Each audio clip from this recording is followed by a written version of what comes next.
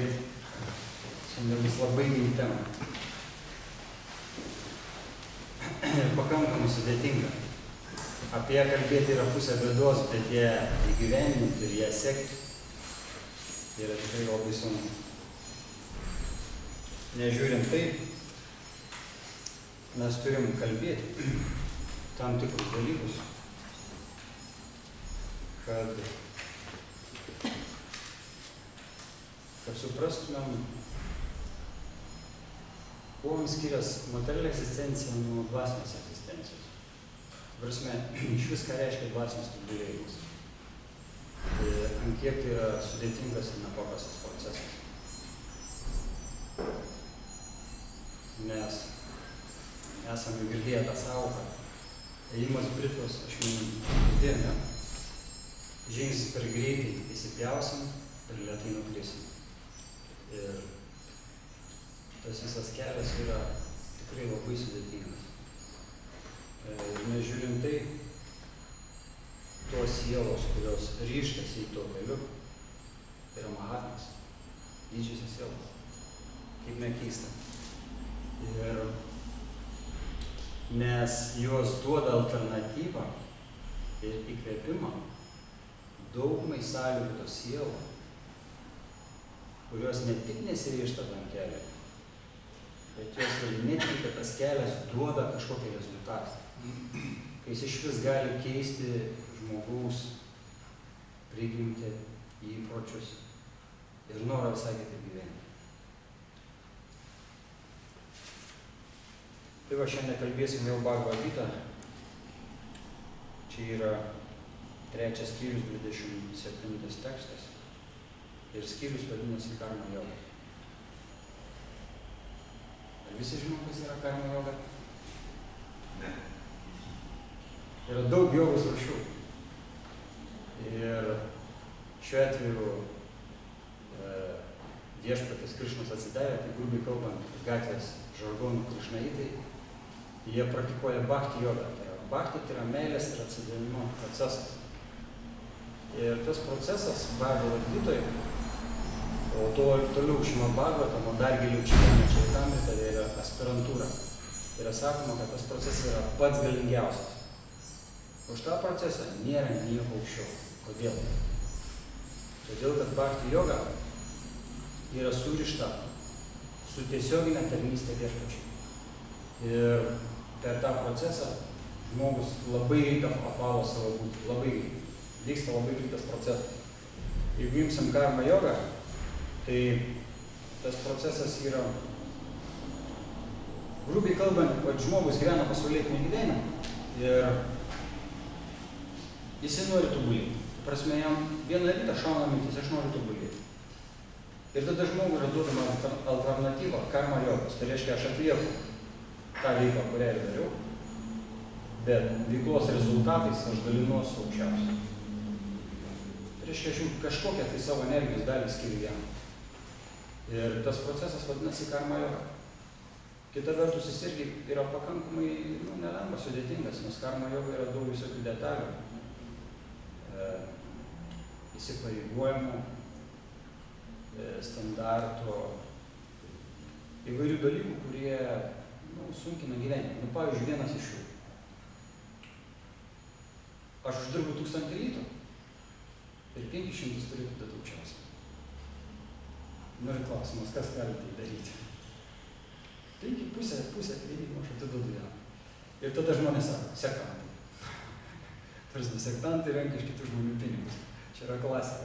Bet iš tikrųjų, procesas priartinti gyvą būtybę prie aukščiausio ir duoda sąvoką ir supratimą, kad viskas, kas ateina tavo gyvenimą, yra jo.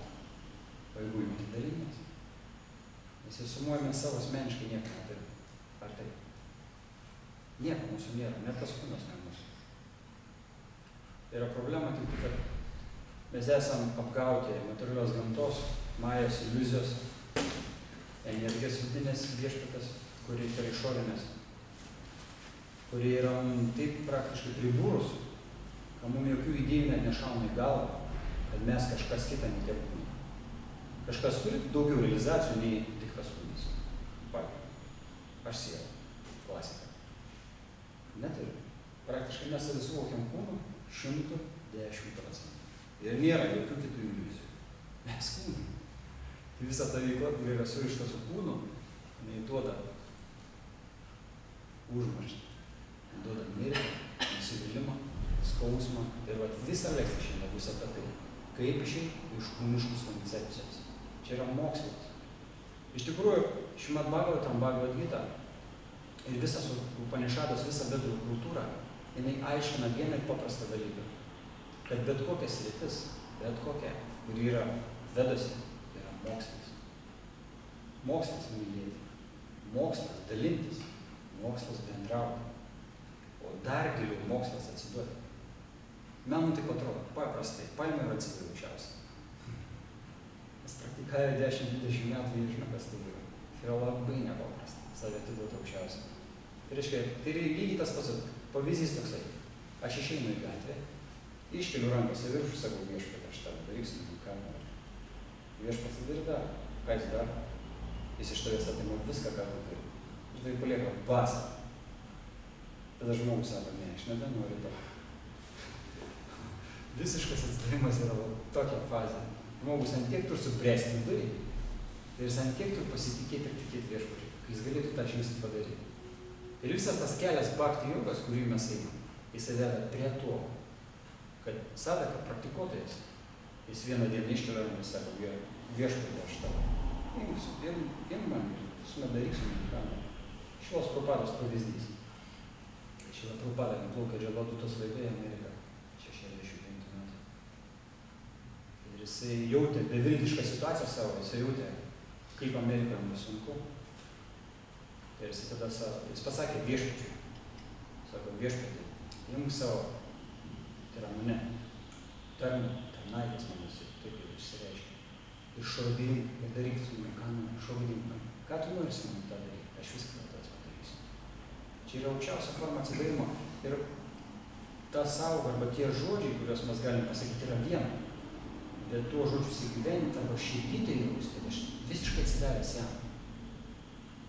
Čia yra didžiausia Dievo dovana, kokia gali būti visoje kūryboje.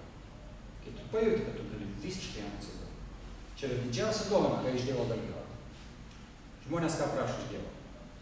Daug duonos kasdieninės, Mercedesą, daiktų pasaulis. Ir tos dovanas labai fainos iš tikrųjų. Mes jas gaunam, mes granam kažkokį prieglobstį laikinai prie tų daiktų. Bet tos dovanos niekada neduos tikro prieglobsčio ir ramybės. O jeigu ramybės nėra, apie laimę nėra nei kalbos. Nes tikra laimė ateina, kai protas visiškai nerimsta. Kai protas ištirius, visiškai ramus, tik tada mes pradedam suvokti, kas yra laimė. Tai va, karma joga skyrius, tekstas 27, ir aš tavo pabandysiu perskaityti. Praktik. Om namo Bhagavate Vasudevaya. Om namo Bhagavate Vasudevaya. Om namo Bhagavate Vasudevaya. Om namo Bhagavate Vasudevaya. Om namo Bhagavate Vasudevaya. Om namo Bhagavate Vasudevaya. Prakrite krimananani gunakarmani sarvasha ahankara vimudhatma kartaham iti manyate. Prakrite krimanamani gunaikarmani sarvasha ahankara vimudhatma kartaham iti manyate. Prakrite materialios gamtos. Kriyamanani atliekam. Gunai gun. Karmani veikla. Sarvashaha visa. Ahankara vimudha suklaidinta netikra ego. Atma dvasinė siela. Karta veikėja. Aham aš. Iti šitai. Manyate, ji mano. Vertimas ir komentaruose Dieviškos malonės atsargos dvinas patkyžė. Netikro ego apgulta dvasinė siela, aš gal susiekiamas į blogai metus.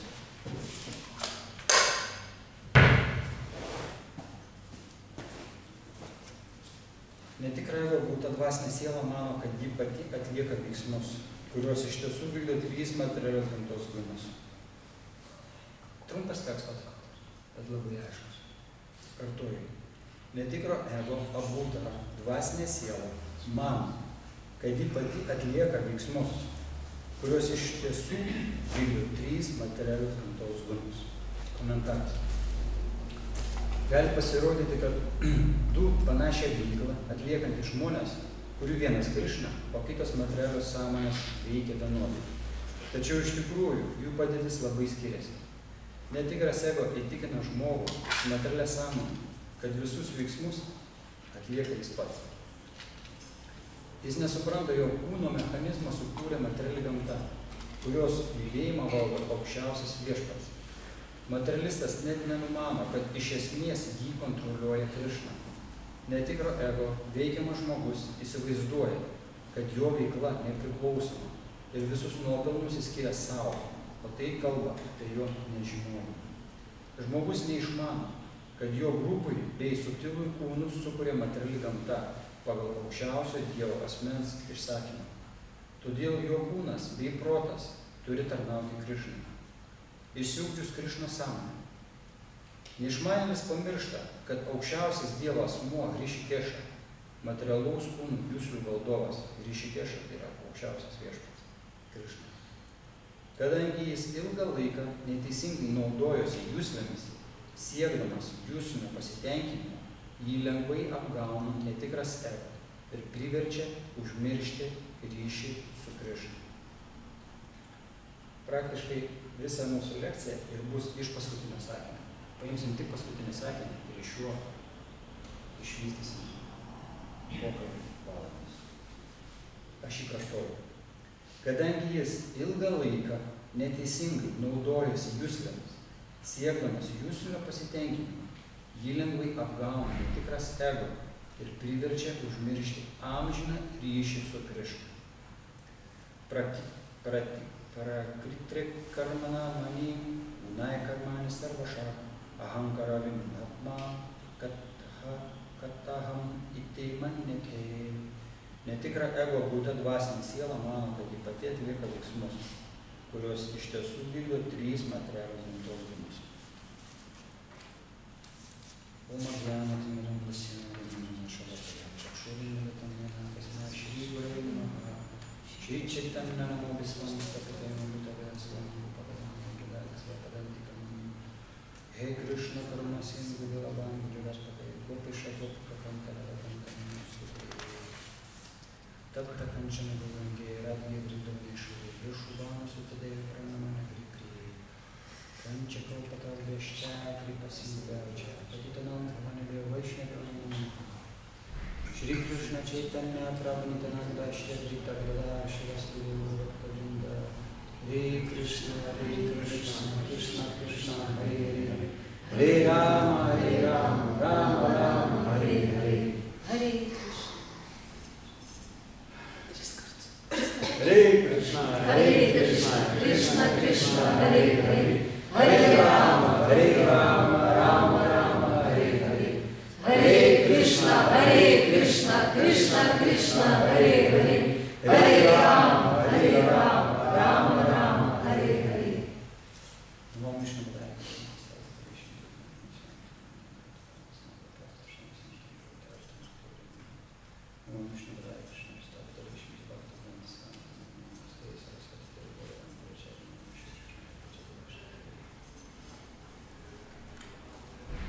Gal kas nors supranta tą žestą?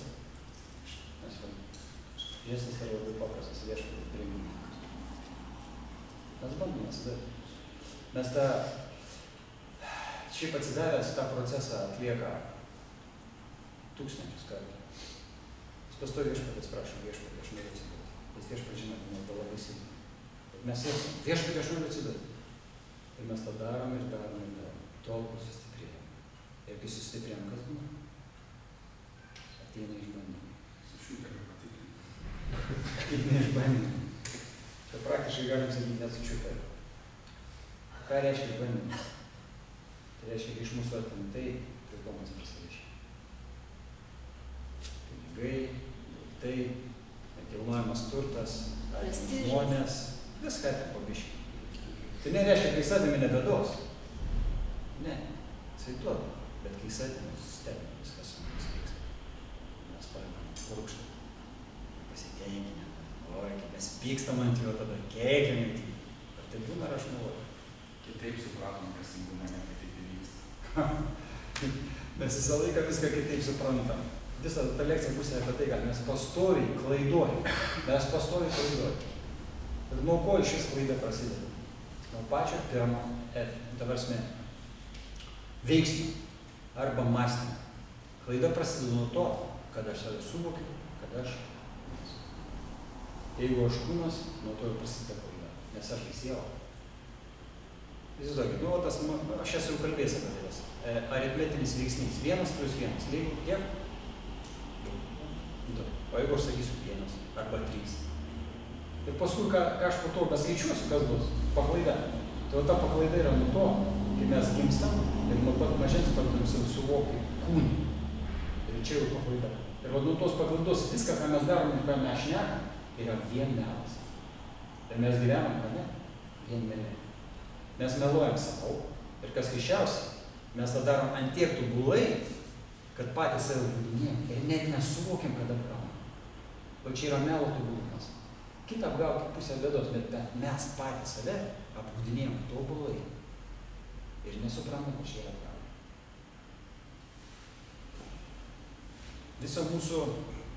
Visos mūsų materialios egzistencijos praktiškai planas yra pasiekti laimę. Ir tas pats planas yra dvasiniam gyvenime. Jis lygiai taip pat. Jo visas stimulas arba tikslas būtų laimingam. Bet materialistą ir Dievo atsidavusio keliai yra visiškai skirtingi. Kodėl? Tik tai vieno elemento. Vienintelio elemento. Dievo atsidavęs. Savi suvokiantis kaip kūno, jis irgi paklaidoja. Jis irgi nesuvokia savęs kaip siela. Nes siela suvokčia yra labai aukštas lygis, patikėjai. Tas, kas suvoks save kaip siela, jis jau viskas laimė. Jis jau mato ryšį su Dievu, tiesiog. Bet praktikuotojas sadaka, kuris save suvokia kaip kūną, ir jis bando praktikuoti bhakti jogą, palaipsniui aukščiausias jį išvaduoja. Tai yra vyksta 2 procesai. Jį išvaduoja iš kančių materialių ir jam duoda išgyventi jį patį aukščiausią. Ir tas procesas, kuo nėra materialio egzistencijų, jo nėra ir niekada nebus. Materialio egzistencija vyksta kiti procesai visai. Tai nėra procesai kaupimo. Tai yra įmimo, ėmimo ir tame ėmime susipainėjame. Mes susipainėjame. Mes nebesuprantam, kur, kas, kodėl, kas aš. Ir galų gale mes rankas nuleidę, būna tokie tarpai, pradedam verkti ir nebesuprantam net pas ką gal pagalbos. O pagalbos niekas negali duoti, todėl kad visi lygiai taip pat susipainėja. Ačiū, ačiū. Žiūriu, kabaris taip. Todėl, kad tas, kuris skęsta, ar jis gali ištraukti tą kitą, kuris skęsta? Nu, du skęsta, viens kitą, gali padėti? Nelabai. Gali padėti tik tai tas, kuris jau išlipęs iš vandens arba turi kažkokį tai priemonių, kad pagelbė tą skęstantį. Ir šiuo atveju dvasinis kelias, netgi tam, kuris nieko nesupranta apie tai ir neturi jokio tikėjimo apie dvasinį kelią, jokios naudos nesupranta, kas čia yra iš to. Jis gauna be galo didelę malonę ir gauna didelius rezultatus. Ir tie rezultatai vadinasi savo viena šad tikėjimas. Ateina tikėjimas, kad aš galiu būti tikrai laimingu. Kas nors yra tai išgyvenime? Ateina tikėjimas, kad aš galiu iš tikrųjų būti laimingu. Ne iliuziškai laimingu, bet iš tikrųjų laimingu. Ir tas procesas vadinasi bhakti yoga. Ir mes toliau pakalbėsim apie visas tas detalės, apie kurias mes šiandien išnekėsim. Priminsiu dar kartą. Kadangi jis ilgą laiką neteisingai naudojasi juslėmis, siekdamas jūsų nepasitenkinimo, jį lengvai apgauna netikras ego ir priverčia užmiršti amžiną ryšį su Krišna. Jūs pagaunat tam sakinį, kiek daug čia yra visko, kiek daug tiesos ir kiek daug prasmės. Mes, begyvendami materialiai, ant tiek susitrešiam, ką mums sąvoka aukščiausias, jos iš vis nebelieka, jos nėra. Ir dar labai svarbus momentas. Žmogus, kai gyvena materialų gyvenimą, jisai labai smarkiai susipainioja ir tame susipainiojime jis tampa nenuoširdžiu. Ir paprastumo sąvoka iš jo dingsta gyvenime.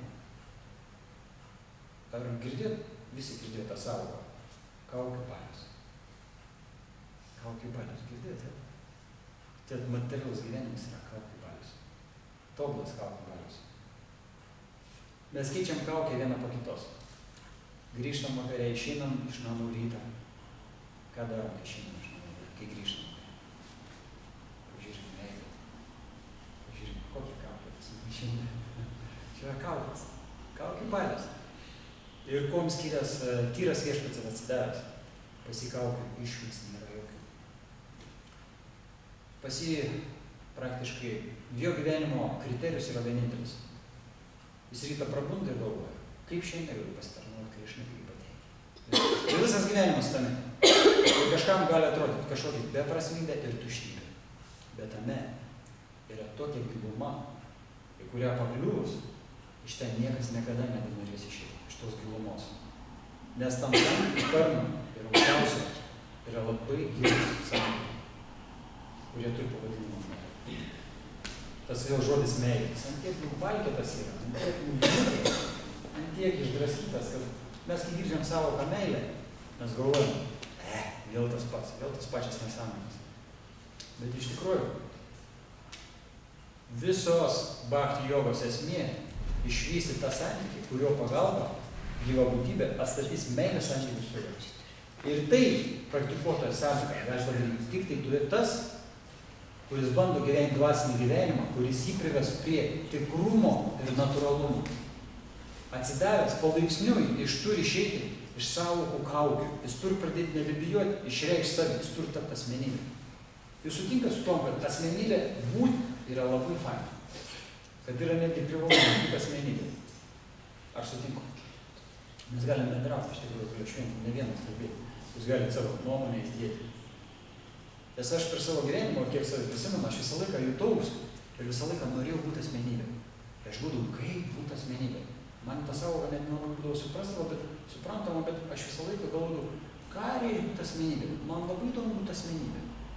Bet aš tą pradėjau suprasti kaip dvasinį praktiką. Kas tai yra asmenybė? Asmenybė tai yra tas asmuo, kuris nebėra išreikšti savo vidinio pasaulio kitiem. Netgi tada jį gali apspėti. Netgi tada. O čia yra asmenybė. Toks žmogus gali padaryti tik tai yra įgavęs tam tikrą kvalifikaciją. Ta kvalifikacija tai yra elementari. Žmogus tampa pačiu savimi.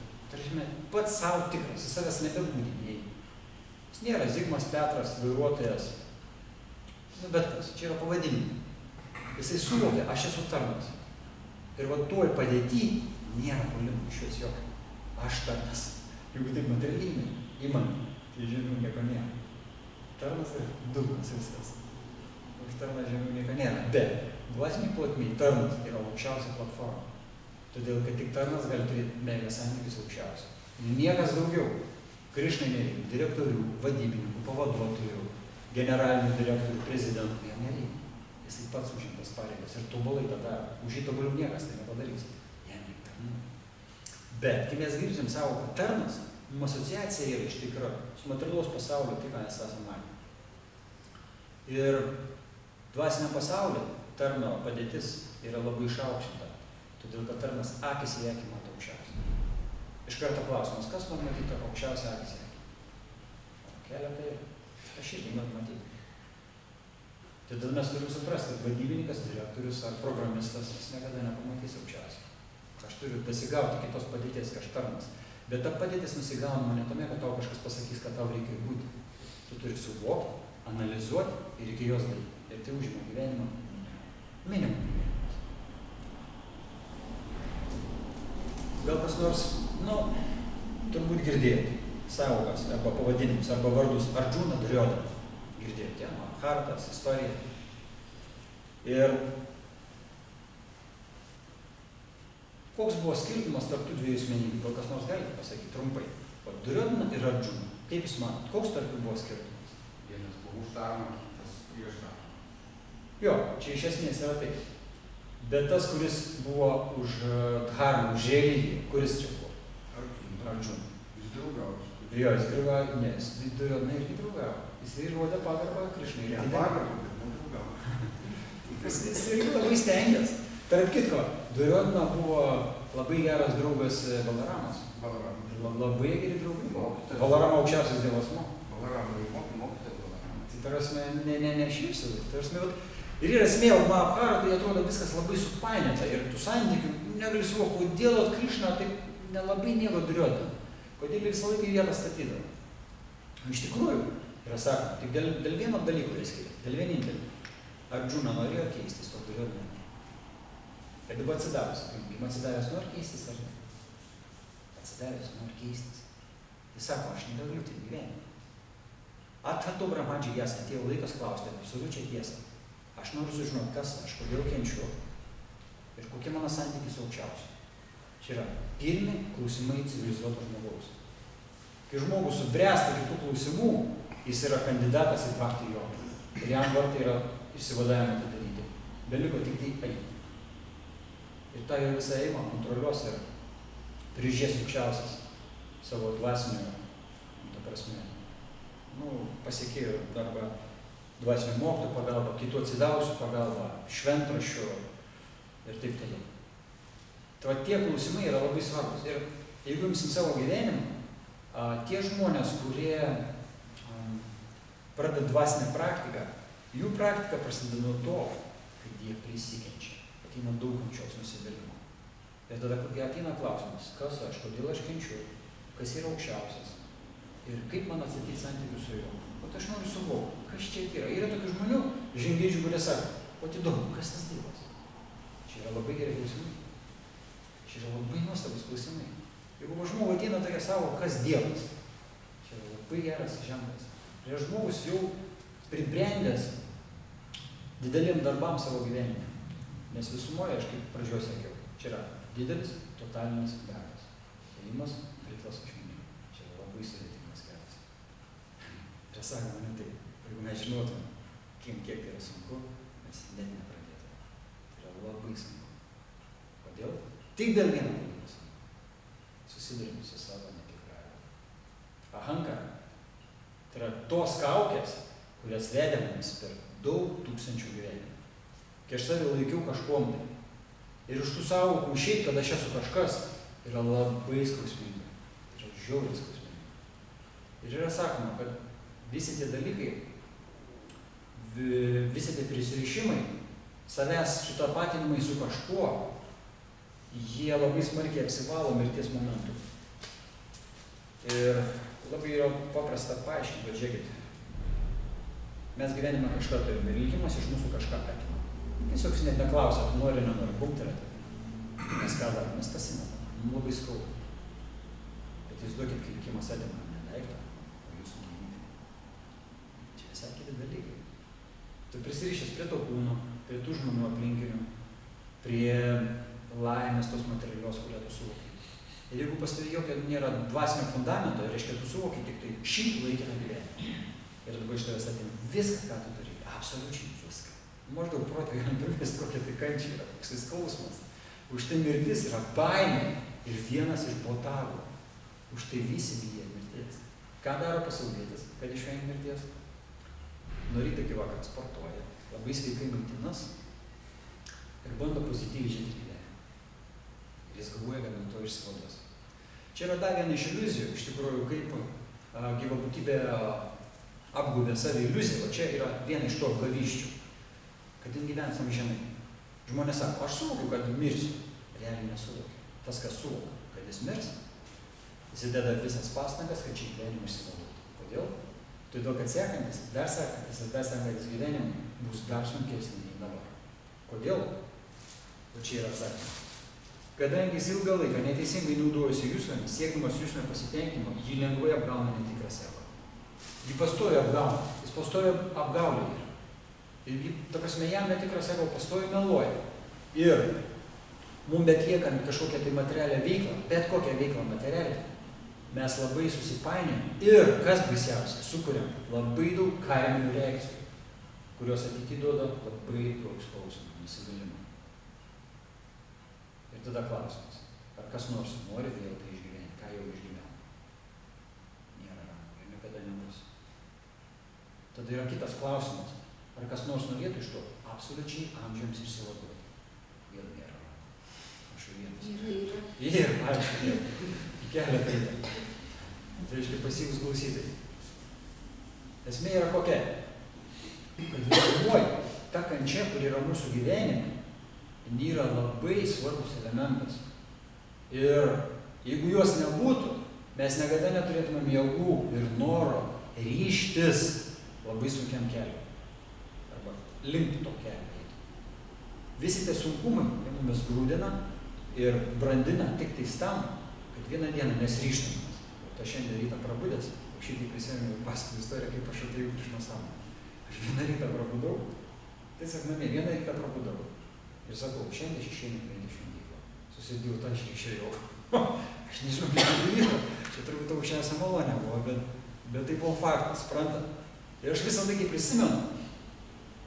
Iš tikrųjų, aš galvoju, kad man dabar iš tikrųjų to labai trūksta, tokio ryžtingumo, nes ryžtas dvasiniam gyvenime yra labai svarbus elementas, kai mes esame ryžtingi tam tikriem veiksniam.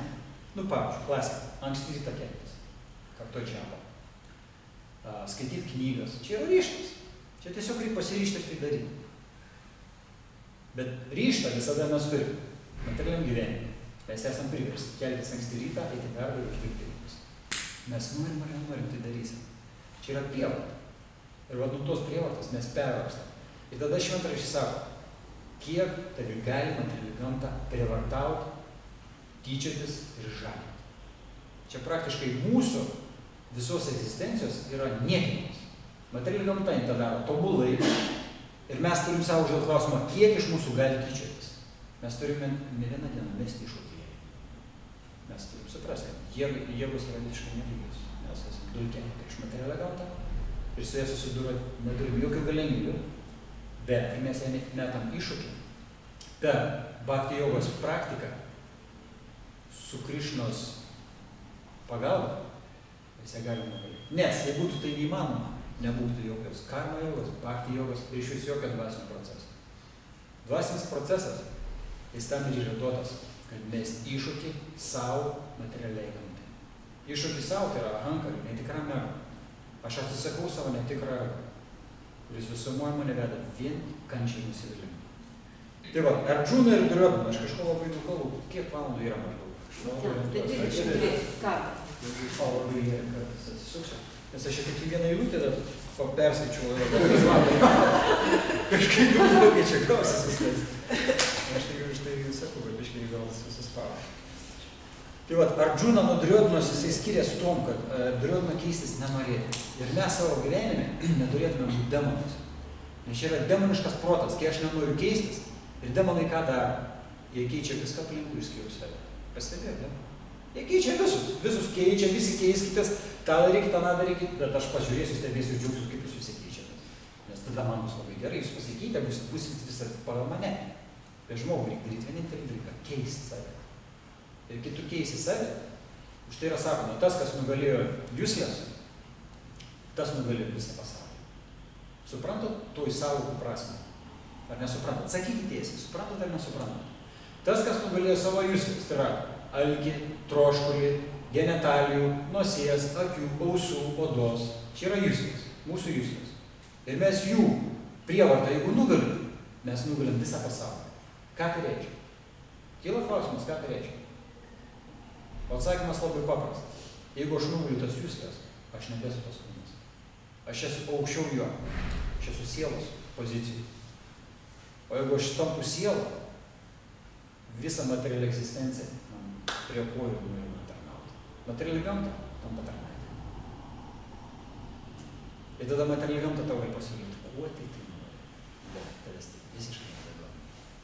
turėtų būti. O toks procesas, jisai veda į tai. Ir tas atsižadėjimas tampa visiškai natūralus procesas. Nes, kaip kalbėjau, atmesti kažką tai gyvenime yra labai labai sudėtinga, labai skaudu, nes mūsų netikros ego yra labai prisirišęs prie visko.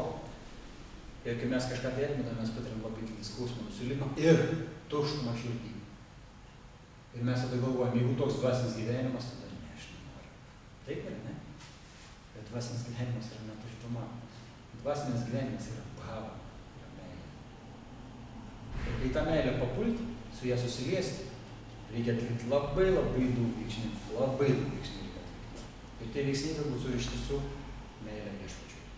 Žinai, tu nuo ryto iki vakaro turi galvoti, kaip jį patenkinti, ką geriau gerą padaryti. Ir tie veiksmai, tie žestai, jie atsidavusi priveda prie to, kai jis pradeda džiaugti savo būdą, kuris gali būti niekinis visiškai išoriškai žiūrėti pasauliečiui. Visiškai niekinis.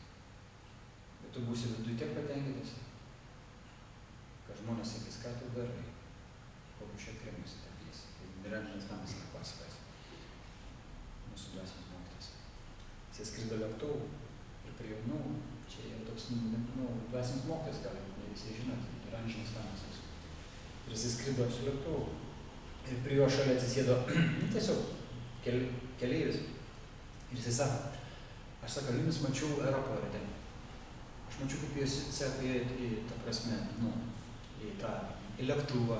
Jūs lėktuvė, aš sakau, jumis stebiu, ir aš sakau, nesuprantu, bet jūs laimingas žmogus, sako, esate.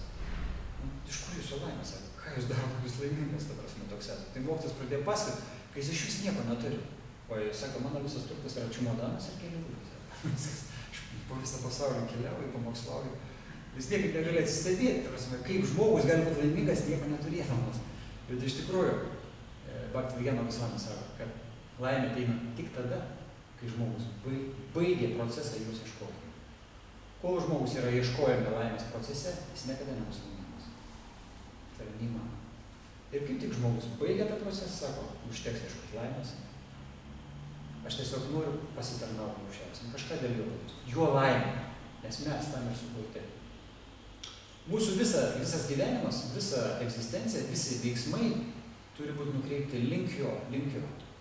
Tarsi tada kyla klausimas, aš toks mažytis atomo didumo 1/10,000 plauko galiuko atomas, ką galiu padaryti dėl aukščiausio, kuris yra praktiškai visa kūrinyje. Dydis jo toksai. Ką aš galiu padaryti? Toks mažytis. O viešpats iš tikrųjų sako, kad jam iš mūsų reikia vienintelę dalyką. Iš tikrųjų, netgi nemeilės. O ką kalbėjom pačioj pradžioje? Nuoširdumą ir tikrumą. Viskas. Nereikia kaukių. Jokių direktorių, jokių vadybininkų, jokių profesionalų. Jam nieko nereikia. Jam vienintelį nuoširdumą. Kad mes būtume nuoširdus link jo. Tikrai. Ir tada viešpačiui nėra didelės problemos atsiverti. Taip.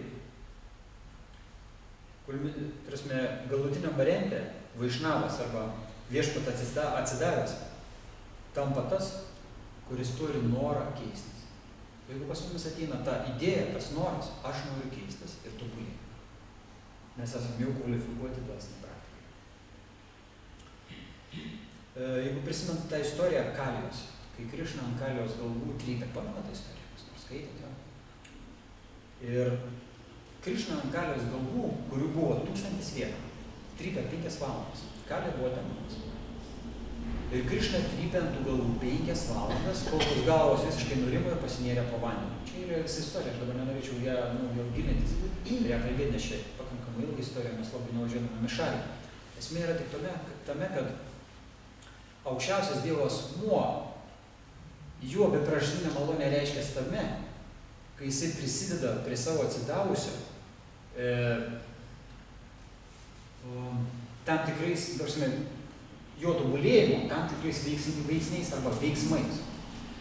Ir šiuo atveju Kalija tai buvo tokia gyvatė, kuri turėjo 1001 galvą. Jis buvo Jamunui, ar Ganui? Jamunui. Vrindavai, ten yra metis vasytas, kaip Krišna 5000 metų. Krišna šoka nuo šakos ant Kalijos.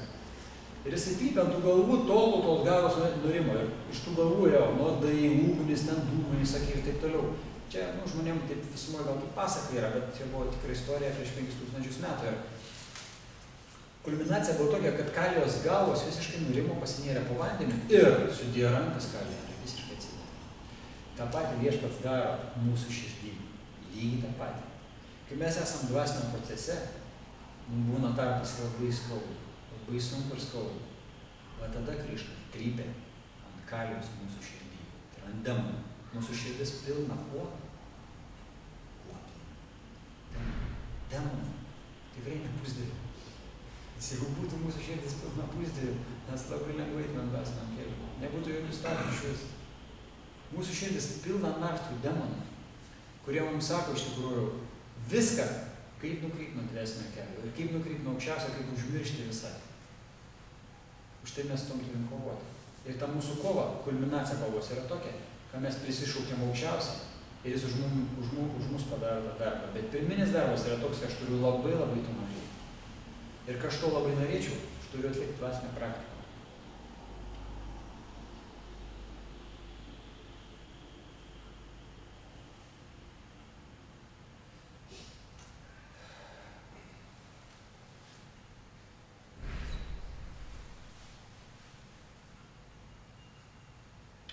Toliau Čaitanija Prabhu kalba Sanatani Gosvami. Yra čia net Krišnos Murti, kaip tai labai geras pavyzdys. Galite atsisukti dešinę pasižiūrėti. Ten yra Krišnos Murti. Ir Krišnos Murti rankose ką laiko? Fleitą. Krišnos fleita yra ypatingas Krišnos įrankis. Tas įrankis, iš kurio eina garsai, yra palaima visiems triem pasauliam. Kaip ta palaima reiškiasi? Palaima ir prieglobstis. Nes yra sakoma, kad kai Krišna pradeda groti fleitą, tie garsai, tos vibracijos, kurios išeina iš fleitos, papuola į gopio širdis ir ten sukuria lizdą. Ir tas garsas, sukūręs lizdą, nebeleidžia jokiem kitiem garsam įeiti į širdį, į gopio širdį. Lygiai tas pats vyksta su atsidavusiais. Tada tik tai kyla klausimas, kaip atsidavęs girdi Krišnos fleitos garsus. Gal žinot, kas atsakymą? Hare Krišna, Hare Krišna, Krišna Krišna, Hare Hare, Hare Rama, Hare Rama, Rama Rama, Hare Hare. Va čia yra fleitos garsai. Krišnos fleitos garsai. Kai mes jos kalbam, mūsų širdis valos. Ten širdį sukuriamas lizdas. Po juo materialūs garsai ateinantys širdį, jie nebeturi tokios galios. Kas nors gali tai patvirtinti? Tie, kas seniau praktikuojate. Kad materiali vibracija, jinai praranda galią. Galite? Tai vyksta, čia yra procesas. O čia yra mokslas. Ir tą mokslą mes galim patvirtinti ir įsitikinti ir suvokti, tik tai patys tai daro. Jeigu žmogus neatlieka tam tikrų veiksmų dvasiniai praktikoje, jo širdis tik tai teršės. Reiškia demonams. Daugėja ir daugėja širdį. Kur kulminacija, jo falina bus labai dar sunkėja. Būvis tik tai mūsų sunkėja. Ir jeigu mes pradedam kartuoti šventą vardą, Hare Krišna mantrą, kuri galbūt ne visada yra malonė ir patraukli, bet ta vibracija yra Yuga Dharma. Tai yra duota tai epochai, Kali Jugai, sąveikom, sielom kurios pagalba, mantos pagalba, mes galime išvalyti savo širdį. Ir va tas procesas, čia yra tokia kaip palyginimas Kalijos ir Krišnos to santykio. Ir tas palyginimas yra mūsų epochai, nes visada, kai mes kažkokias istorijas skaitom, mes sakom, tai buvo tada. Ir tada labai sunku yra surišti mums su to laikotarpiu, su ta istorija. Bet tai su istorija yra surišima su šiuo laikotarpiu. Šitas laikotarpis yra Krišnos fleitos garsai, yra Hare Krišna mantra. Ir kai mes ją kalbam, mūsų širdis įgauna visai kitą kokybę, visai kitą norą, ateina visai kiti norai. Ir kai mes pradedam gauti materialės vibracijas, aš galiu kalbėti apie save. Beveik 25 metai praktikos. Sukartota džepas, aš jau pradžiau skaičiuoti, kiek ten, daug kartų, daug tūkstančių kartų ten, keli milijonai galbūt. apie 5 ar 7 milijonų kartų sukartota. Ir aš galiu tiksliai pasakyti, kad tas procesas yra veikiantis, jis tikrai veikia. Tam tikri dalykai pradeda blanksti, jeigu jie blanksta, o tam tikri dalykai visai tampa nebeįdomus, visiškai nebeįdomus. Ir per tai aš suprantu, kad procesas yra tikras ir čia nėra jokios apgaulės. Prisimint, mes pradžioje kalbėjome apie apgaulę. Labai svarbi tema. Ir tada kyla klausimas kiekvienam, arba kiekvien savo galime užduoti klausimą. Ar verta dar tūkstančius gyvenimų, kad ir vieną gyvenimą, apgūdinėti save ir ieškoti laimės, kurios niekada nebus. Ir iš tikrųjų, jeigu žmogus turi truputėlį intelektą, jam užtektų tik apsidairyti ir jis padarytų labai ryškias ir aiškias išvadas. Kokias aš, pavyzdžiui, padarau. Aš apsidairau, sakau, per savo gyvenimą nesutinku nei vieną minutę. Aš turiu ne vieną žmogų pažįstamą, kuris tikrai yra turtingi žmonės. Turiu pažįstamų, kurie nieko visai neturi. Turiu pažįstamų, kurie pasiekia gyvenime daug. Bet aš juose nei viename nerandu laimingo žmogaus. Nei viename. Ir mano keli susitikimai su dvasiniu mokytoju, kurie buvo 90 metais, pakeitė akimirksniu mano gyvenimą. Aš kaip mačiau pirmą kartą savo dvasinį mokytoją, man iškart pirma mintis buvo, aš noriu būti toks kaip jisai. Ir savęs klausiu, kodėl man tokia mintis atėjo pamačius.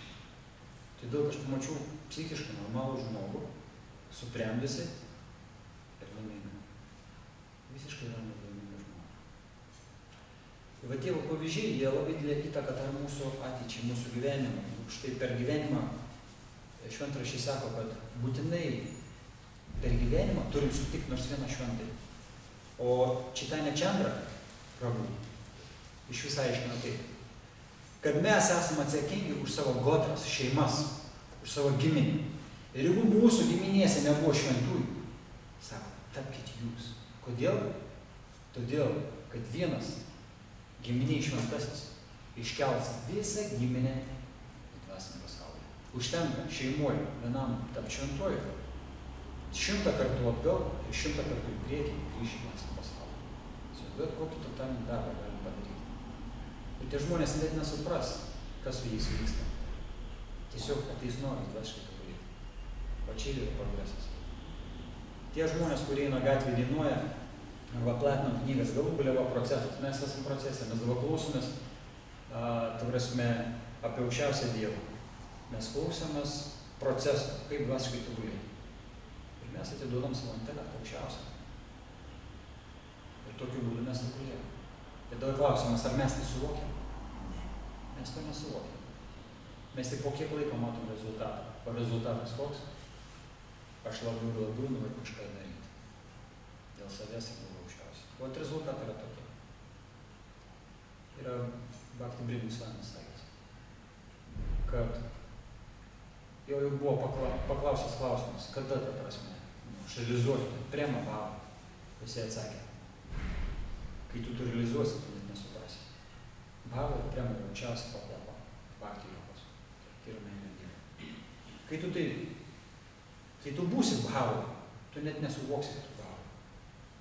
Ir tas procesas yra jis toksai. Tarsi, per jį einant, tu realiai nepamatysi kažkokių tai, tokių kažkokių esminių didelių pas save pokyčių. Tu pamatysi gal kažką tokio labai subtilaus. Tavo širdis keičiasi ir pas tave ateina kažkokie kiti norai, kažkokie kiti poreikiai, kurie ateityje tau nesuteiks kančios. O tie poreikiai, mūsų polinkiai, duoda tai, kad ateityje bus mažiau kančios, o galų gale mes iš jos visai išsivaduosim.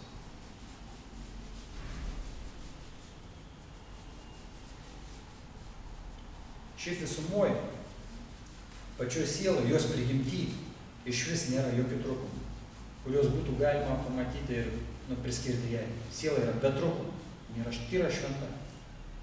Ir ta siela esame mes. Nepamirškime, mes ne tik kūnai. Siela susitepa.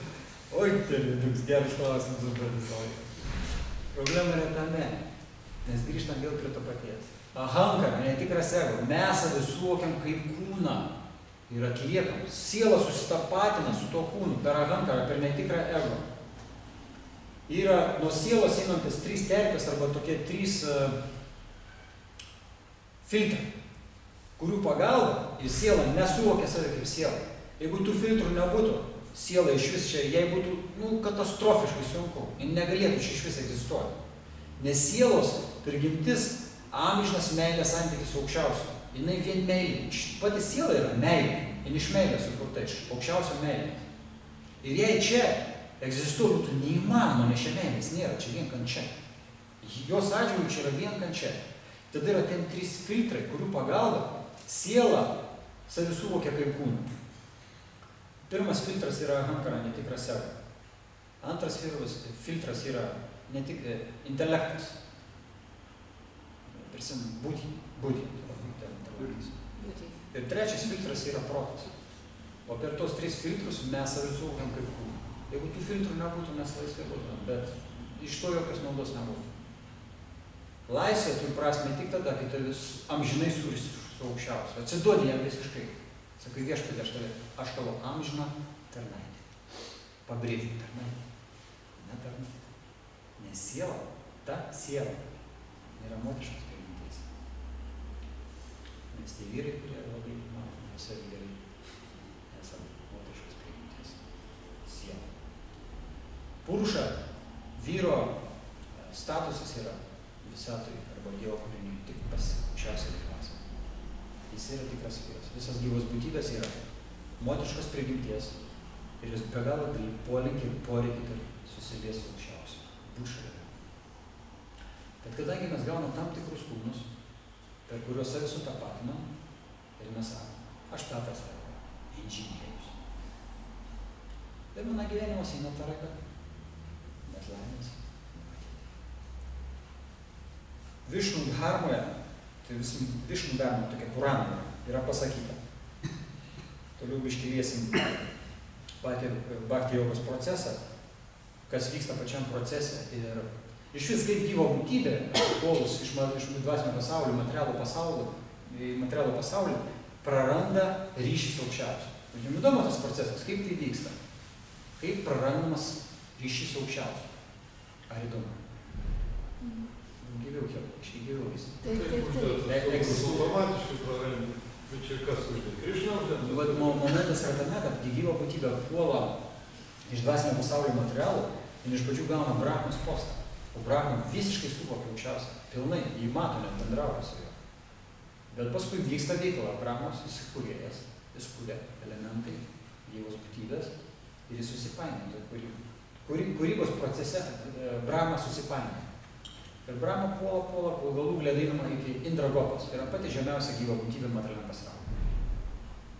Tai yra procesas. Čia yra materialus procesas. Ir yra klausimas, kaip yra užmirštamas aukščiausias. O koks procesas, kad mes užmirštam jį? O Višnų dharma Puranoje pasakyta. Įžeidimai. Vienintelis dalykas – įžeidimai. Jų pagalba yra užmirštamas aukščiausias. Tada žmogus sako, aš jam nieko gero blogo nedariau, nei išžiūriu, nei pastumiau, nieko aš nedariau. Pastebėjau, daugumą žmonių sako, kad jie yra labai teisingai gyvena, drovingai gyvena. Ar esat matę tokiu atveju? Aš viską teisingai darau, aš tą darau teisingai. Mano gyvenimas yra labai teisuolio ir aš labai teisingai gyvenu. Bet tai kodėl tu nesakėjau teisingai gyvenimą? Nes jeigu teisingai gyveni, pas tai turėtų augti poreikis Dievui. Tu norėtum bendrauti su juo. Toks procesas. Bet reiškia, kad tu darai viską atbulai. Čia vėl ahankara, netikras ego. Aš manau, kad taip yra, o realiai tu save baudinėjai. Ir kyla klausimas, sakau, eilinis klausimas, kiek aš turiu save baudinėjai. Ir Višnų dharma Puranoje pasakyta, 100 įžeidimų, 100 padarytų įžeidimų. Daro žmogų bedmai. Žmogus tam bedmai. Kas nors susidūrė su to faktu? Aš susidūręs, aš žinau, kas tai. Kai aš vedmainiauju, tai man bjauru šlykštama to. Aš vedmainis. Toliau. 1000 įžeidimų. Kas vyksta po 1000 įžeidimų? Aukščiausia. Aš paskui paaiškinsiu, ką tai, kokias formas tų įžeidimų ir taip toliau.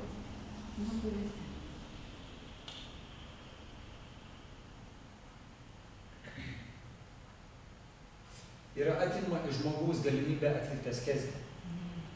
Jeigu pastebėjot, yra toksai polinkis pas materialų pasaulio gyventojus. Jie nenori nieko atlikti, kas yra askezė. Askezė yra tai, kas yra protui nemalonu, o dvasiniam tobulėjimui palanku. Pavyzdžiui, anksti rytą keltis, po šaltų dušų praustis, kartuoti šventą vardą, išeiti gatvę dainuoti, skaityti šventraščius, bendrauti su kitais atsitrauksiais.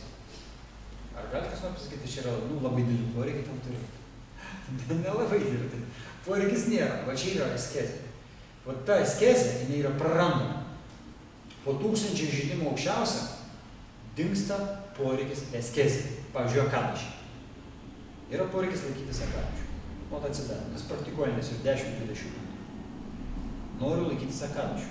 Nevalgyti, gerti vandenį, iš visų sausai laikytis. Čia yra jėga. Čia yra jėga. Akadašis yra atsidavimo motina, pagal Vedas. Tai yra labai svarbus elementas dvasiniai praktikai. Labai svarbus. Ir kai atsidavę tą pro pirštus praleidžia, daro labai didelę klaidą. Dėl to, kad ta askezė apvalo būti ir ateina noras atsiduoti aukščiausiai. Vien tik per akadašį. Aš jau nekalbu apie kitus procesus. Ir va ta galia yra prarandama. Žmogui nebėra noras askezė, noras lovai, valtelį, kažkiek valgyti, nusikrapštyti ir užsiimti nesąmonę, praktiškai, kurios veda jį į nedaktą. Grubiai kalbant, į mirtį. Į mirtį veda viskas. Toliau. 10 000 žydimų. Kas vyksta po 10 000 žydimų? Šitą net nebekalbėsiu, nes ten procesas yra regresas totalus. Po 10 000 žydimų žmogus išeina iš vis iš dvasinės praktikos kelio. Iš vis jam nebelieka jokios dvasinės praktikos. Dievas yra fikcija, dvasinė praktika yra, kaip Benderis sakė, opium denaro. Tai va, viskas. Procesas labai elementarus. Yra įžeidimai, aukščiausiai dievasmė. Toliau tada klausimas kyla. Kas tai įžeidimai? Kaip vyksta procesas įžeidimai? Pirmiausiai, sadakai, praktikuotojai yra duodami kiek artikuliuojantis principai. Jos pamenam, jo? Aš jų nenoriu labai gilintis, nes vėl užtruks. Tai yra alkoholis, mėsa, azartiniai žaidimai ir pats sunkiausia seksualiniai santykiai, kurie, daugiau dabar iš tikrųjų jau visko ne apie jos kalba, ne kaip apie draudimą, o kaip reguliavimą. Ir jos tiesiog reikia reguliuoti tos seksualinius santykius. Ir žmogų, kai tai išvardinį, sako, taigi čia mano visas gyvenimas. Tai kaip tada gyventi? Problema yra tame, kad va tie principai yra apsaugoti žaidimai. Mes per tos principus turim galimybę apsisaugoti, kaip aukščiausia neužgauti jo. Bet čia yra tik tai patys pirmi žingsniai apsisaugojimo prieš aukščiausią. Patys pirmi žingsniai. O toliau, kai žmogus eina dvasiniu keliu, jis vis subtilėja ir kuo labiau subtilėja, tuo standartai auga aparatų įžeidimo anarchijos širdį. Ir už tai tas procesas, kuris veda į dvasingumą, žmogų pirmiausiai daro labai stipriai atidžių ir tvirtina intuiciją. Po žmogų atsiranda intuicija, jisai pradeda matyti tam tikrus subtilius dalykus, kuriuo pasauliečiai žmonės nemato. Kas nors gali patvirtinti? Kažkaip labai jūs šiandien negulis. Nenori dalyvauti procese. Esmė yra tokia, dvasinis gyvenimas pats iš savęs. Į žmogų subtilina. Žmogus tampa subtilus, labai subtilus. Jis labai jautrus tampa, pakankamai pažydžiamas pradžioj. Tol bus subręsti dvasiškai, paskui jo niekas nebepaima. Nei tamahaukai, nei kirviai, niekas. Kai žmogus suvokia savo tikrą padėtį, iš tos padėties jo išmušti niekas nebegali. Absoliučiai niekas. Aridas Atakura sako, Kaziui, imperatoriui, sudraskykit mane į 100 000 gabalėlį, dėl to, ką jie neleido 100 vardo viešai kartuoti. Aridas Atakura. Sudraskykit mano kūną į 100 000 gabalėlį. Tie gabalėlį kartu 100 vardo. Bet aš vis tiek nekarstosiu kartu 100 vardo.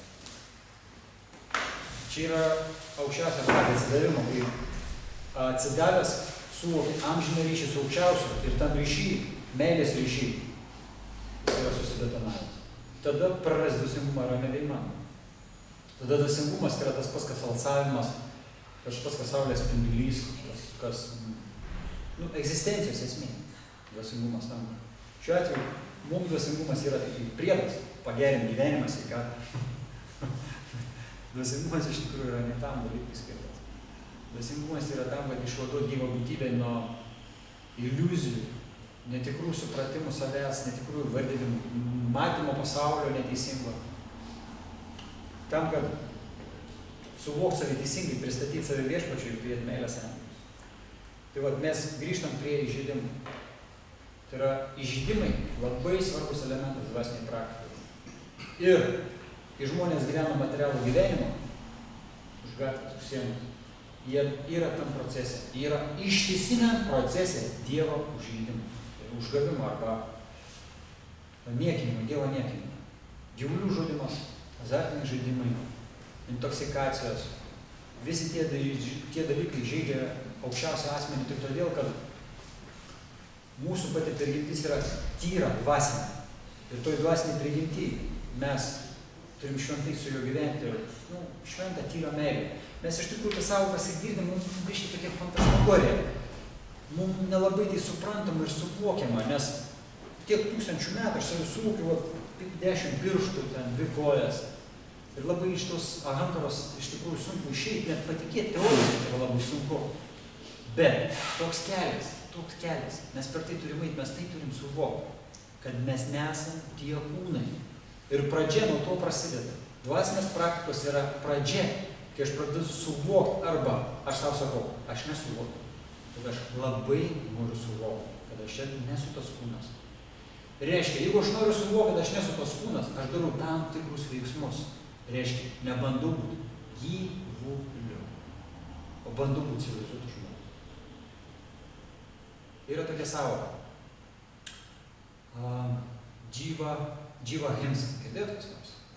Tai yra neprievarta gyvom būtybėm. Iš savo gyvenimo totaliai reikia išmesti. Prievarta kitom gyvom būtybėm. Prievarta reiškia keliom formom. Prievarta psichologinė ir prievarta fizinė. Mes turim atsisakyti to visai. Nes kai mes kažką prievartavom, mes užgaunam aukščiausią. Nes čia yra visas pasaulis, visa kūriniai yra, visi jo tarnai. Tik vieni suvok savi, kad jie tarnai gyvūnai. Bet visi tarnai, net gyvūnai tarnai. Boružėlės, tarkūnėliai, telytės, visi viešpatės tarnai. Tik jie dabar tam būvi, kad jie nesavo, kas jie yra. Ir mūsų padėtis, tų, kurie dėjo pirmą žingsnį ir atsiveria šlagbaumas išsivadavimo, pasakyti, mes ne tie kūnai, mes amžiniai viešpatės tarnai, kurie turim su meilė ir atsidavimu jam tarnauti. Iš tikrųjų, protų nėra taip lengva priimti, bet yra tokia idėja, kurią mums reikia vystyti per visą gyvenimą. Jie stimuliuoti reikia iš tikrųjų. Ir kulminacija to proceso tikrai neduos nusidaryti. 100%. Bhakti kelyje žmogus tampa pasauliečių. O to atžvilgiu, jeigu jis nesilaiko tų esminių principų, tai yra būna netidus įžeidimai.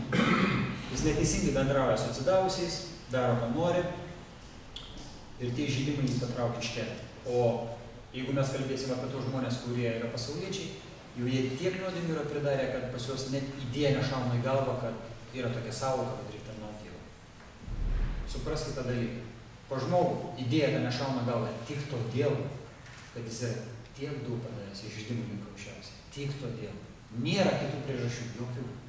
Tik todėl. Tai yra milijonai įžeidimų, milijonai. Bet Bhagavad yra tekstas, kaip Krišna sako, yra formulė, kaip jis sprendžia tą problemą. Pamenat? Sarva dharma parityaja, nekam sharanam pradžas, aham tvam sarva papirgyo, mokšaišami mašučaja. Atmesk visų atmainų religijas ir tiesiog atsiduok man, aukščiausias, atsiduok man. Ir aš tave apsaugosiu nuo visų nuodėmių ir jų reakcijų. Ir Angala sako, nesibaimė. Bet ta baimė yra ahankara, netikras ego. Kai aš save suvokiu kūnu ir aš sakau viską, ką darysiu nekūniškai, bijau, nežinau, kas iš to bus. Galų galia, paprastas savo. Aš padedu dvasiškai gyventi, reiškia natūralų paprastą gyvenimą. Iš karto pirmas klausimas, ką žmonės pasakys? Čia yra, Bhakti Vienas sako, kertinis akmuo arba esminis silpnumas sąlygotos gyvos būtybės, nuo ko ir prasideda visas problemas dvasiniam gyvenime. Ką žmonės pasakys? Vat nuo čia viskas ir prasideda. Ta riba turi būti peržengta. Kad ta riba būtų peržengta, turi ateiti ryžtingumas. Ryžtingumas ateina nuo dvasinės praktikos nuoseklumą. Jeigu mes nuosekliai einam dvasinį praktiką, ateina ryžtas, jėga.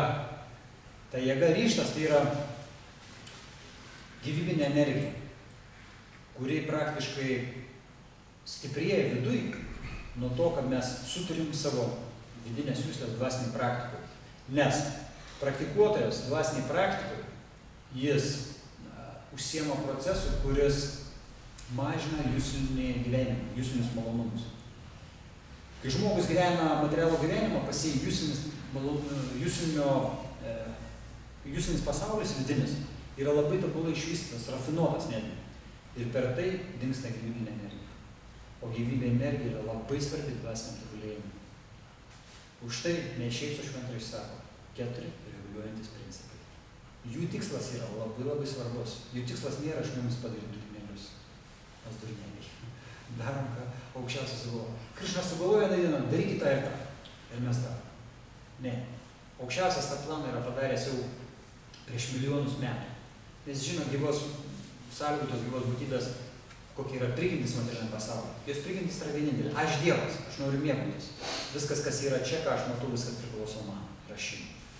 Čia yra sąlygotas būvis, čia yra materiali liga.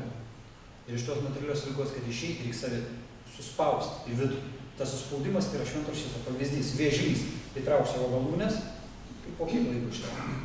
Kai mes į vidų savo galūnes įtraukiam, apsivalom per bakterijos praktiką, kai mes o kitas galūnes paskui iškišam, tos galūnes apsivaliusias ir tų galūnių poreikiai tampa kitokie. Pastebėjom pas nors tą procesą? Taip yra, ja? Reiškia, aš neįsigalvoju. Tai nereiškia, kad dvasiniai praktikoje mes iš vis tamam laisvi nuo visko. Pasadaka procesas yra labai ilgas. Bet tas mažytis netgi pojūtis apsivalymas duoda labai didelę naudą ir grįžtų prie to, ryžtą, duoda ryžtą. Ateina ryžtas toliau eiti į priekį. Įžeidimai prasideda nuo labai nekaltų mūsų veiksmų, tokių kaip noras atrodyti geriau nei esame. Atrodyti geresniais, užsidėti kokias nors kaukės, materialus pasaulio maskaradas. Mes visi tą maskaradą dalyvaujame ir esam paskendę ir nuskendę. Yra maskaradas. Mes galim tiesiog pripažinti, kad esam tą maskaradą. Ar galime, ne? Galime. Tada klausimas kitas, mes pavargom nuo to ar ne? Jeigu mes pavargom nuo maskarado, mes galim kažką padaryti savo, kad nepasikankinti. Galime.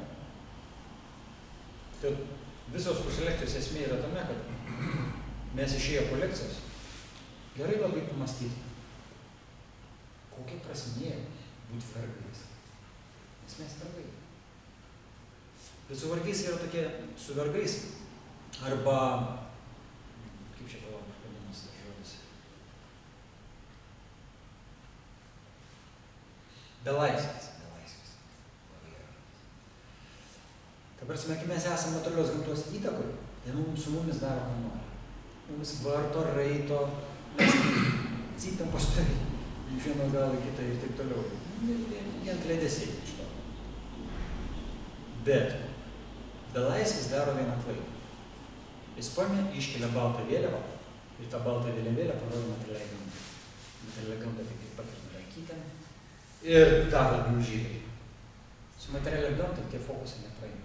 Tie fokusai gali praeiti kare, jeigu antrą priešininkų pusę yra, su moralė. Materialios gamta neturi jokios moralės. Pas jie nėra jokios moralės. Materialios gamtos yra 2 funkcijos. Jie atlieka 2 funkcijas, tik tai 2. Bet jos yra tobulai išvystytos. Pirma funkcija – temdo sąmonė gyvos būtybės.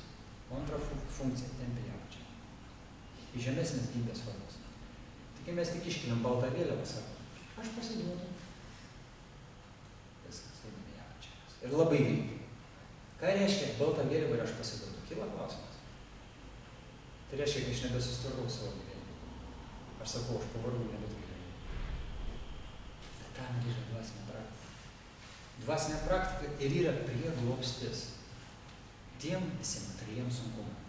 Aš puikiai prisimenu save 90 metais. Man buvo tikrai nelengva. Buvau grįžęs po armijos, turiu draugų, kuris matė, kaip aš atrodau po armijos. Ne kaip atrodžiau. Aš buvau psichologiškai paveiktas, man reikėjo 1,5 gal metų, kol aš po truputį išėjau iš tos būsenos. Nežinau, man buvo labai sunku po armijos. Ir aš sėdėdavau tokios supamos kėdės ir aš savo sakydavau. Mane mama net durniuku. Sako, durniuks vėl supos kėdės. Bet man klausimai būdavo tokie. Aš noriu dvasinį mokyti. Aš nežinau, iš kur pas mane ten buvo tokie klausimai. Aš savo protę kalbėjau, man reikia mokytojo. Ir aš po kokį pusę metų pamačiau mokytoją. Nes aš supratau, kad esu visiškai keblioj situacijai, iš kurios pats neišeisiu nieko. Einšteinas yra pasakęs, jo žodžiai. Jeigu žmogus mano, kad sukūrė savo protų sudėtingą situaciją, išeis iš tos situacijos vėl savo protų, jis daro labai lietuvą. Jis niekada neišeis savo protų iš sudėtingos situacijos. Nes protas jį ten patalpina.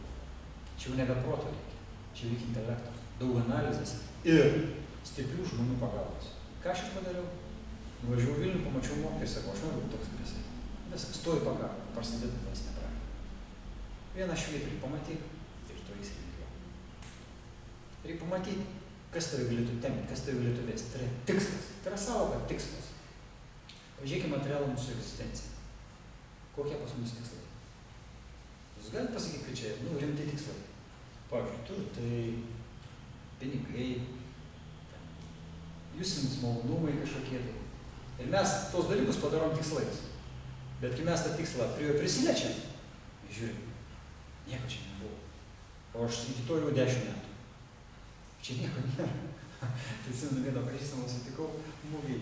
Jis pasakoja, 10 metų stačiau namą. Pasistačiau, sako, praėjo 2 dienas, sako, nusibotis. Supranti? Pavyzdys, čia yra materialių tikslų sąveika arba reakcijas arba santykis su jais. Ir kuo niekada nebus dvasiniam tobulėjimui, patikėkit manim, akimirkai susilietimu su aukščiausiu duos tokį impulsą, kurio pagalba tu ieškosi jo visą gyvenimą. Ir jeigu tau ir nesiseks gyvenime, griūsi ir vėl kelsis, tu vis tiek ieškosi to, ką išgyvenai vieną akimirką. O matą, 1/11 sekundės. Įsivaizduojat, koks tai trumpas laiko tarpas. 1/11 sekundės. Pabendravus, 1/11 sekundės, pabendravus su Dievu atsidavusiu, žmogų pasaulį nuo didžiausias pavojus. Tada klausimas, kas yra didžiausias pavojus? Kas atsakyti? Vėl gimti materialiam pasauliu. Didžiausias pavojus yra gyva būtybė. Vėl gimti materialiam pasauliu. Kodėl? Todėl, kad vėl tas pačias kančias. Ta, kai išgyvenai šį gyvenimą, išgyventi sekantį ir dar daugiau. Ir dar daugiau. Todėl, kad būsi dar daugiau nuodėmių prisidaręs nei... Tarėsime, samsaros ratas iš esmės, jo principas yra, samsaros ratas, žinote, gal kažkas skaitė, čia yra samsaros ratas. Jo principas yra toksai, gyva būtybė pakeliama iki rojaus ir paskui krenta iki pragaro. Vėl pakeliama iki rojaus ir vėl krentama į pragarą. Įdomu man pasakyti, normaliai psichika ir normaliu protu, kam patinka toks būdas? Pakilti ir kristi, pakilti ir kristi, pakilti ir kristi. Čia yra nenatūraliai, sielai būsena visiškai. Sielos būsena yra transcendentinė. Sačita nanavai yra amžinybė, palaimė ir žinojimą. Ir toj būsenai mes buvom labai ilgą laikotarpį. Ir kas keisčiausia, ta būsena pasąmonėje tebėra. Kars nuo karto mes, Bhagavad-gitoj net yra tokia sąvoka, kad gyva būtybė pavydi savo. Girdėjau tokią sąvoką, kas nors skaitėt Bhagavad-gitoj. Ir yra aiškiama, kaip kodėl. Gyva būtybė pavydi pati savo. Ir pavydi todėl, kad jin pasąmoniai suvokia, kad jin yra amžinai laiminga. Palaimai žinojama. Ir amžinybė. Jin pasąmoniai tai suvokia. Bet dabartinis būvis, jinai mato, kaip beviltiškas būvis. Ir tam būvį mes nelaimingi. Ir tada ateina pavydas. Ašgi galiu toks būti laimingas, aš dabar nesu. Ir čia pavydas. Ir tu pats savo pavydas. Matot, kokie psichologiniai triukai vyksta su mumis ir mes neįvertiname ir nesuprantame visiškai. Tai čia gerai, jeigu tik su savim be pusė bėdos.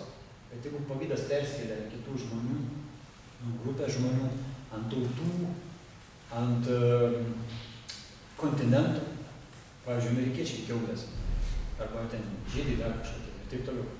Čia yra pavydas. Ir tas pavydas yra paratka, žaidimas. Jis užgauna viešpatės atsidaus. Ir viskas, ir tavo dvasiniai praktikai yra kryžius. Ir taip metai po metų, gyvenimų po gyvenimo. Ir vieną gyvenimą tu išgirsti savo apie Dievą. Ką? Dievas? Kas tas Dievas? Mūsų tu amžinas atsakymas.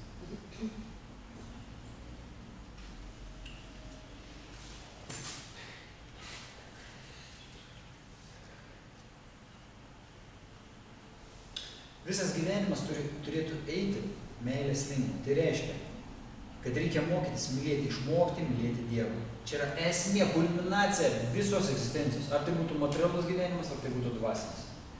Jeigu žmogus per savo gyvenimą neišgyvena meilės, kas vyksta jo širdį? Galite kas pasakyti? Jis džiūsta, vysta. Jis tampa nieku. Žmogus turi mylėti. Yra ne šiaip sau. Sakoma, kad per gyvenimą reikia išmokti pamilti šuniuką, kačiuką, kitą lytį, savo vaikus, tautą. Ne šiaip sau tai sakoma. Dėl kad reikia mokintis tai daryti. Tai reikia mokintis daryti. Nes kitaip tuščia širdis ir 20 metų, 30 praktikos, tai tu nieko nesupranti, kas čia per procesas. To proceso esmė vystyti meilę širdį ir jos turi daugėti. Ir kaip pas žmogų jos daugėja, kas vyksta? Kokie procesai vyksta? Žmogus nebenusėdi vietoje. Jisai nori vykti. Dėl to, kad šitoks procesas iš Dievo yra. Jeigu pas tavį jos daugėtų, nori jie dalintis, nori žmonėms pasakoti apie tai. Žmonės įkvėpia. Toks procesas.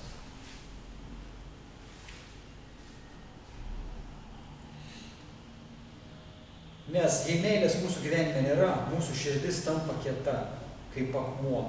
Mes tampame profesionalūs įžeidėjai. Kieta širdis, sausa širdis. Nuo jos ir prasideda įžeidimai, aparatas visas. Ar pastebėti vieną procesą, kas vyksta materialiame pasaulyje? Turėjau pastebėti. Kuo žmogui daugiau gyvenime kančios, tuo labiau jis atsižada Dievo. Ar pastebėti? Bhagavad-gita, tai prašo Bhagavad-gita Šrila Prabhupada. Ir sako, štai per gyvenimą yra pavojus didelis patirti daug kančių ir ypatingai sunkių kančių, labai didelių kančių. Nes per kančias širdis rambėja, kietėja ir tu nususika nuo Dievo. Kodėl? Todėl, kad tu jį kaltini. Už savo visas kančią kaltini jį. Gerai, jeigu pas tavį tokia švari širdis, aš džiaugiuosi. Iš tau taip gaunas, prasme, nekaltinti jo, bet visumur procesas yra toks materialiame pasaulyje, kad tos kančias kėlina širdį ir žmogus nebenori nieko bendro su Dievu turėti. Ir tada tas procesas yra toks nebegrįžtamas. Žmogų vėl atversti link to yra labai sudėtinga. Profesionalūs įžeidėjai, nuodėmių kaupėjai, netidūs kitiem, be tikėjimo galų gale tampame gyvuliais. Gyvuliais tampame. Primityvūs gyvuliai. Yra sauka dvipada paša. Dvikojai gyvuliai. Ką daro dvikojai gyvuliai? Gyvena instinktais. Šiandien noriu prisijėsti. Šiandien noriu tą padaryti. Vienu žodžiu, gyvuliai. Ir toj savokai gyvulių apie Dievą kalbėti arba apie meilę, tai yra tiek toli. Supranta? Viskas tas yra tik todėl, kad kieta širdis. Širdį nėra iš vis meilės. Sausa išdžiaugs. Ir va tokiai žmogus papuola į tą padėtį. Dažniausiai padėtis tokia gelbėja, tada yra kitas viešpaties procesas, kuris atlieka, tas procesas yra pasitvirtinęs ir tobulai. Tai gyvai būtybei duoda ant tiek daug kančios, tiesiog nežmoniškos kančios, kur žmogui sunku be panešti. Ir jam nebelieka nieko, apsidėti rankas ir sakyti, viešpatį padėk. O taip vyksta procesas. Bet kai kitos fazės nedaitų, čia vyksta su tais, kurie labai užsispyrė ir labai neklaužomas. Labai pasipūtė ir neklaužomas. Tai su tais taip vyksta. Bet tie, kurie turi šiek tiek intelekto ir baimės, jie anksčiau tas procesas lūžta. Ta prasme, lūžis tas, kad viešpatį padėk. Jis anksčiau vyksta. Nereikia tokius fazės daryti. Visos geriausios pusdievių savybės atsiranda širdyje pas tą, kuris turi meilės Dievą. Nereikia niekada daugiau galvoti, reikia tik vieno. Tarsi, mūsų mintis turi būti vieninteliai, tarsi, kaip pasakyti, nesveiki, bet kely. Ir visą gyvenimą mes turime ieškoti meilės. Maharadža parašyta istorija, kas nors pamenat? Maharadža parašyta liko iki mirties 7 paros ir jis sužinojo apie tai. Ir jam pasakė, kad per tą laikotarpį geriausiai būtų skaityti Šrimad Bhagavatam ir tu jo klausytumės. Nes turėjo tik šaką tokia, gyvatės, kristianį kasti, nuodai tokie buvo, jis turėjo mirti. Čia yra vedinė istorija, kuri vyko prieš 5000 metų. Ir ką jis darė? Jis klausės Šrimad Bhagavatam per 7 dienas 12 tomų. Ne, 18 tomų. 12 giesmių, 18 tomų. Jis Šrimad Bhagavatam visą praklausė. Ir jis subrendo link to, kad jis galėjo palikti tą pasaulį prisimindamas aukščiausiai. Nes visas mūsų gyvenimas, jis iš tikrųjų nuo pat gimimo ir iki pat mirties, yra skirtas tik vieninteliam dalykui – apsivalymui, askezei. Ne jausmų tenkinimui, jokių būdų ne. Mes turime atlikti askezę. Askezė vardan savęs, sielos, ne siela, nes ne kūnai. Tiesiog reikia karts nuo karto tai prisiminti. Askezė vardan sielos, kuri iš tikrųjų tiesiog trokšta bendrauti su aukščiausiu. Jei taip meilės trūksta, kaip Sacharui, keliautojų vandens. Jai reikia tik vienintelio dalyko, tik tai meilės. Ir vienas procesas, kuris labai greit mus išveda iš meilės kelio Krišnai, snatva. Tai yra, ten verčias tas žodis snatva, tai apsiplovimas. Bet apsiplovimas ne ta gerąja prasme, o nuodėminga veikla. Neturime pasiduoti proto įvairioms interpretacijoms. Mes per savo gyvenimą susiduriam su ištisiniam proto interpretacijom. Mes pastoviai mąstom, analizuojam ir galvojam taip, kaip man atrodo. Tai yra klasikinis variantas, žiūrėk. Susitinkam su žmonėm ir pradedam kalbėti apie Dievą. Ir žmogus sako, niekad tu nepasakoj, aš viską žinau. Mums susiduris tai. Aš viską žinau, kam tu man pasakoj. Bet tada jam yra toks klausimas. Pažiūrėk, tu pasėdi čia, padarausi mane. Ir tu nenori nieko girdėti apie Dievą. Ir tą tu darai 1000 gyvenimų. Ir tu nori pratęsti savo egzistenciją būtent to. Ar tu nori vieną dieną išgirsti ir kažkas sužino daugiau nei tu manai. Arba dar kitas klausimas, iš kokius fintus darusių žmonėm. Aš jo klausiu. Bet tu šiandien laimingas vėlgi? Žmogus sako, gal, klasika. Ne, žmogus gal girtis, kad blogai ir kad gerai, saka gal. Sakau, žiūrėk, buvo praeis 20 metų, kaip tu buvo po 20 metų, koks tu būsi? Kaip jūs manote, jeigu žmogus yra nelaimingas dabar, po 20 metų, koks jis bus? Jis bus dar labiau nelaimingas. Dar labiau nelaimingas. Čia yra 100% projektas į priekį. Dar bus labiau nelaimingas. Aš tada sakau, ar tu po 20 metų nori vėl būti dar labiau nelaimingas? Žmogus sako, gal ir ne. Tada ir iš karto klausimas, o ką tu gali padaryti, kad po 20 metų tu būtum laimingesnis? Ką tu gali padaryti? Savo protu, ką gali išmastyti? Ir žmogus neturi jokios alternatyvos. Jis nieko negali pasiūlyti. Nėra alternatyvos jokios. Aš jam sakau, bhakti joga. Žmogus sako, vėl apie Dievą. Nekalb apie Dievą. O ką daugiau kalbėti? Kas tavi gali išvaduoti? Kas tavi gali išvaduoti? Tu savęs negali, tu neturi jėgų, tu net nesupranti, kas tu esi. Kas tavi gali išvaduoti? Tik aukščiausias. Arba, jeigu tau šį gyvenimą labai pasisekė, tu susitikai tyrą atsidavusi, šventą asmenybę, kurios tik tai žvilgsnio užteks į tave pažiūrėti ir tu apsivalysi. Tiki, kad taip gali būti. Sako, tas, kuris yra priemonė, jam užtenka tik į žmogų pasižiūrėti ir tas žmogus praplūs meilės ašantį. Įsivaizduojate?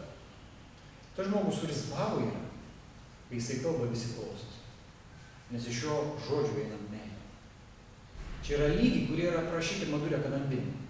Ir visas tos pakopos, jos yra prieinamas, ateinamas ir realizuojamas. Ir kai žmogus tai turi, grįžta vėl prie to paties. Jis to savį išlaikyti negali.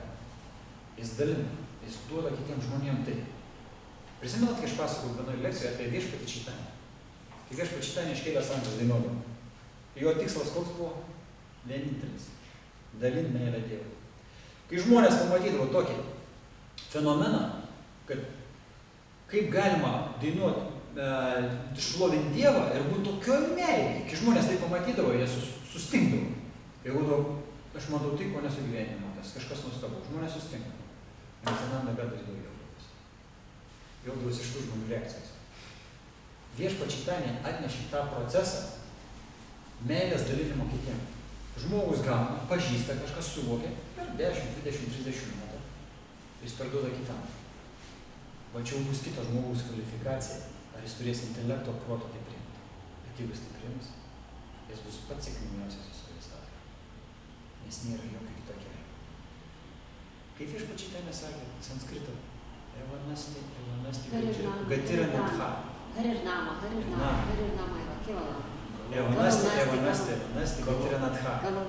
Nėra kita kelio, nėra kita kelio, nėra kita kelio. Ir iš karto krikščionis skaito. Sektantai. Mes nesektantai. Mes tiesiog atkartojam tą, ką sakė Viešpačiai Čaitanė. O Viešpačiai Čaitanė sakė, kad Kaligui toje epochoje nėra kita kelio. Ir kodėl? Jis labai aiškiai paaiškina. Kodėl nėra kita kelio? Todėl, kad visi keliai, kurie dabar yra šiuo laikotarpiu, jie neturi galio žmogų keisti. Ar aš keistu? Kas nors gali pasakyti kokį nors kelią, kuris žmogų keistų? Kas nors galėtum pasakyti? Esat matę, gal sutikę žmonės, kur žmonės keitėsi ir gavo meilės, pradėjo žydėti, gyvenimas visos realiai keitėsi. Aš jau per tiek metų esu bendravęs ne su vienu kunigu ir pažįstu vieną kunigą, Šlokės, pas kurį dabar planuoju važiuoti, bet jis dabar nebe Lokė yra. Dabar Žemaitijos Naumiestis. Aš jį pažįstu daugiau kaip 20 metų. Tarp kito, tas kunigas skaito Bhagavad Gitą. Mokant Čaitanės mokymą. Jisai pats sako, krikščionybė nėra galios, nėra jėgos. Čia ne tame, kad apkalbėti kažkokią religiją, bet aš turiu mintį, kad jeigu tu prisėmė kažkokį procesą, paprastas pavyzdys. Aš sportuoju sporto klubą. Ir mano tikslas užauginti didelį raumenį. Ką aš darau? Pirmiausia, išeinu į tokį klubą, kur gaučiau trenerį ir jo geras sistemas. Tai reiškia vedlys, treneris, kurio pagalba aš galėsiu daryti tai, per ką gausiu rezultatą. Jeigu aš stoju dvasinę praktiką, tai ne sporto klubas, aš nerumuoju. Čia yra tavo gyvenimas. Nes jeigu tu savo gyvenimą sugriausi dvasinę praktiką, tai tu Dievų totaliai nusuvisi. Suprantat, tai yra, už tai sakoma, britvos ašmenys, ėjimas per britvos ašmenys. Ir už tai save atiduoti kažkam tai, savo gyvenimą, pasikliauti, tu turi labai subręsti link to, bet kad tai subręstum, tu turi matyti labai stiprų lyderį, kuris realiai pakeis tavo gyvenimą. Ir už tai yra sakoma, kad Kali Jugui, kad taip žmogų pakeistų gyvenimą, arba tu labai stiprų impulsą ir ryžtą link dvasingumą.